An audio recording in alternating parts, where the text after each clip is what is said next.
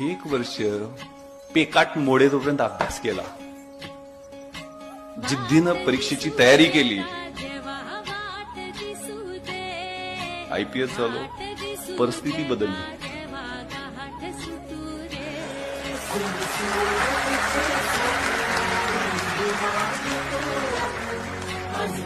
₹15 वर कधी rice plate खरेदी करू घ्यायचो नाही.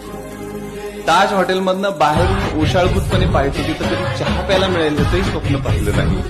ज्या हॉटेलमध्ये चहा प्यायचं स्वप्न पाहिलं नाही, त्याच रात्री 26 अकराच्या रात्री त्याच हॉटेलमध्ये सगळ्यात जास्त माझी वाट पाहतो आणि सगळ्यात मोठा पुरस्कार माझ्या आयुष्यातला तिथं लढाई केल्यामुळे मिळाला.